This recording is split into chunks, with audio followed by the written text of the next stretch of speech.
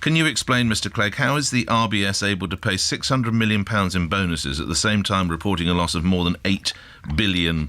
We're shareholders. I want it stopped, says Fred. Well, you're not going to stop bonuses altogether because that's just one of the ways that people in that sector pay. But what I totally agree with, who was his name? It's Fred in Glasgow. Fred, it's completely right to say that bonuses should be going down, not up. They are 15% down on last year, and they need to continue to come down. And I basically agree with the fundamental premise that says, look, this is a bank that is only in existence. Because of the generosity of British taxpayers. It's not in that sense. It's not a normal bank because it's not able to stand on its own 2 feet. At least not yet. When it can make a lot of its own remuneration decisions as it wishes. And it's also a loss-making bank. Notwithstanding the fact that some of these losses stem from events which precede the 2008 crash. So it's a loss-making bank, which is only in existence because of the generosity of the British tax-paying public, and that's why there needs to be restraint in the way in which bonuses are paid. There has been a 15% cut in the bonuses, but I want to see that restraint, continue.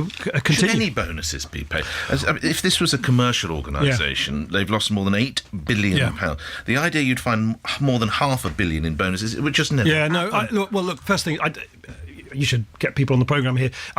I think it is Deputy Prime Minister. No, I was going to say people who not doing badly. I can only go one higher. Who actually work. And I don't like it the way I like you. Who actually work in banking, and they will tell you that the way that the remuneration packages work in that sector has bonuses included in it. All I would say is, firstly, what we have ended, and this was the thing that got the whole kind of banking system into such terrible trouble in the first place, was bonuses which were actually paid for rewarding and incentivising risky behaviour. That is a nonsense. That's why we've put a £2,000 cap on cash bonuses, why bonuses are deferred, they're not immediately paid, and they're only given in return for good performance where you avoid rather than actually exacerbate risk. And the second thing is that the bonus pool in RBS has got to come down. It's come down by 15%. It's got to keep coming down.